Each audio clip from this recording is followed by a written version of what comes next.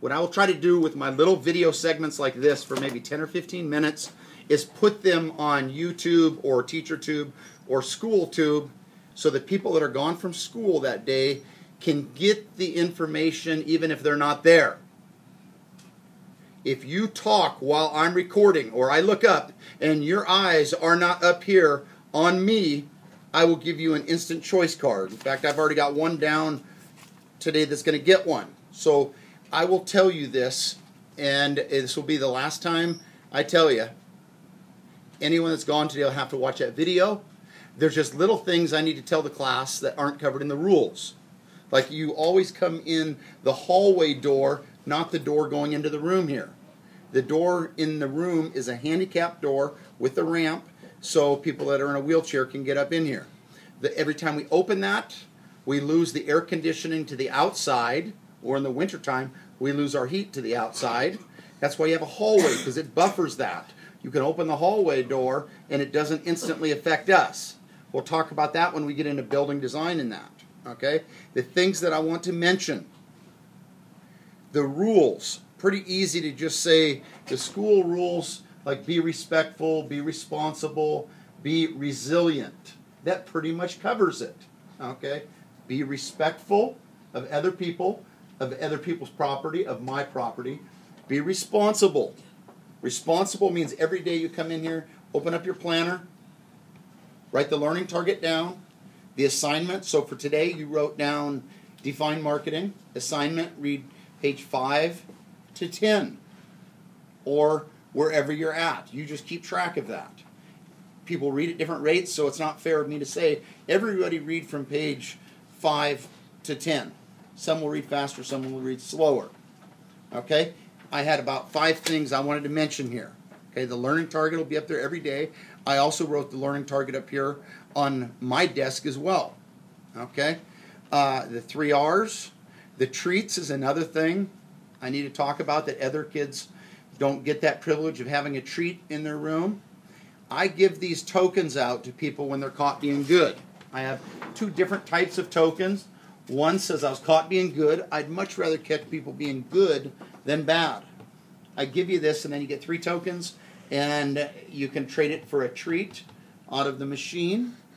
Okay, I had to kind of change those. We got rid of the nuts and the chocolates and just did fat-free treats. Okay, so healthy. Or I can get you a handful of pretzels. That's another good thing to satisfy you. The other one is called a token of appreciation. It's just a little token, thanks for doing something. Okay, you can trade the 3 of them in either for a treat, or I have other things like a tennis ball, recycled tennis balls. At the high school, we go through cases and cases of tennis balls rather than throw them away. They're not good for tennis anymore, but they're still good for like wall ball. So I kind of recycle them. Say if you'd rather have a tennis ball rather than a treat, you can do that. Okay? Or golf ball. Recycled golf balls. When I ride my bike, every day I ride my bike to school, I try to pick up at least 1 golf ball. That way I can keep track how many days. All these balls I never would have got if I were driving. I got them because I ride my bike. Okay? Other things I wanted to mention, and these are just some other things that are kind of characteristic just to me. I had shared before that if I have that hat on with the little windsock, it means don't bother me. And I try to give a visual cue, because like today I was talking to someone and they come up in the middle of our conversation. This other girl just started just screaming and hollering right in the middle of our conversation. And I said, whoa, we were having a conversation here and you just butted in. So I had said that I wanted to put a hat that had a red light, a green light.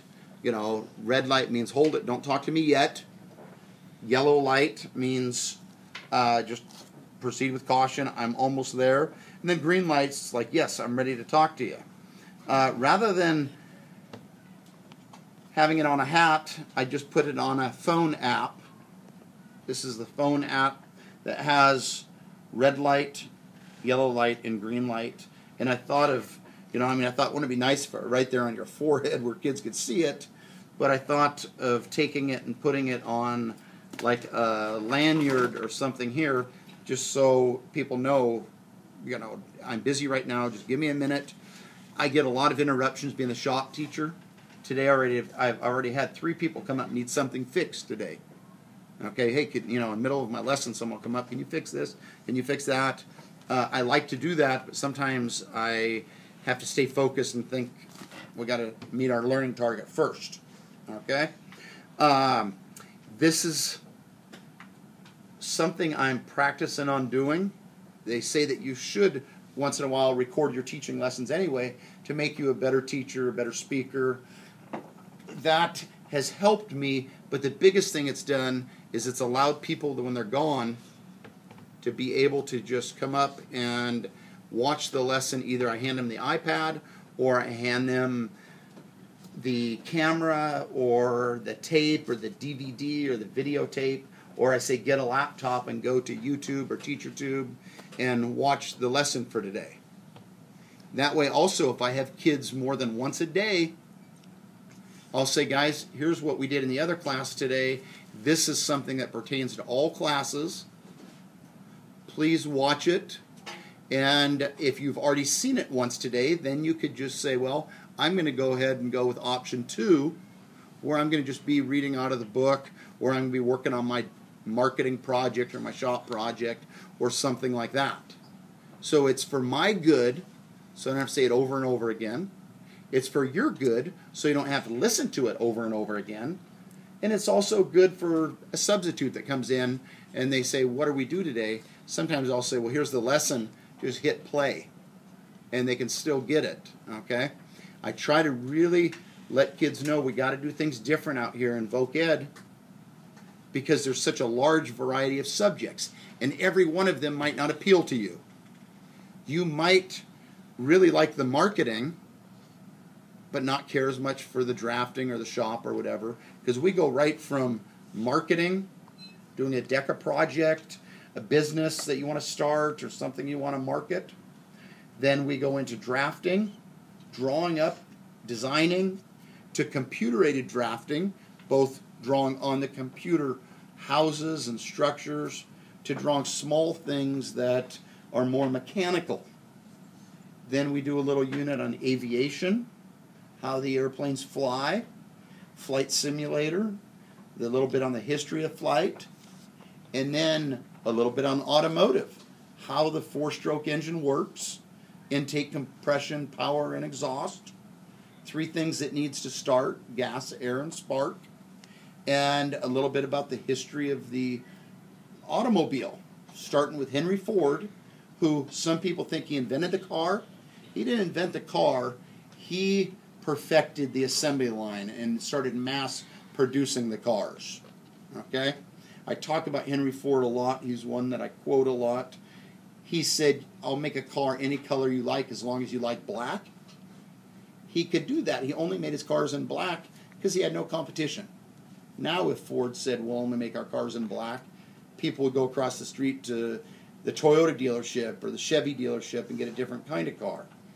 The other quote, this is probably my favorite quote ever, Henry Ford said, whether you think you can or think you can't, you're right. If you think you can do it, you're right, you probably can. If you think, oh, I can't do that, you're probably right. With that set of mind, you're not going to be able to do it. Okay? And that all came from his original plan to make a V8 engine. He sent his engineers into the shop, make a V8 engine. They came out and they said, Henry, it's impossible. And he said, go back in the shop and don't come out until it's possible. And they went back and said, if this is impossible, we're never going to get out of here. So they said, maybe he just wants us to change our way of thinking. And they went back in and they said, Henry, we think it's possible. We just haven't figured out how to do it yet. And he said, okay, you can go home now. Okay? It's all about, when I first heard that quote, whether you think you can or think you can't, you're right. Okay? It's kind of like saying whether you're happy or you're sad, you're right. It's state of mind.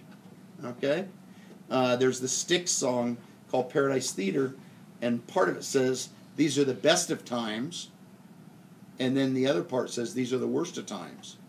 And you go, well, how can it be both? If you think it's the best of times, it is. If you think it's the worst of times, you're right. You got to make do with what you have. Okay? people in general, okay, there's a quote that says, the happiest people don't have everything.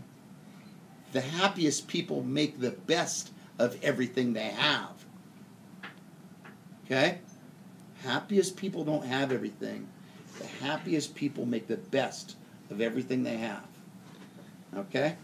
Now, I'm going to stop. I just wanted to kind of go over, and I'll try from time to time to do little lessons on here, saying here's the rules, here's the expectations.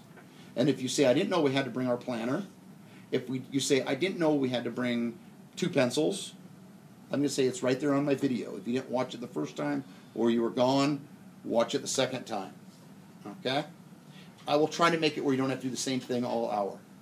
You're not going to have to listen to me talk all hour. You're not going to have to read all hour. You're not going to have to watch Channel 1 all hour. You'll have options. Okay? I really try to give kids options. And I don't ever want you to say, I'm bored. When my kids say I'm bored, I go find a lot of things for them to do. Okay? Lastly, I always make myself a little checklist. If I have a checklist, then I can go over it. There is basically 3 rules. You know, can the teacher teach? Can you learn? And can the others around you learn?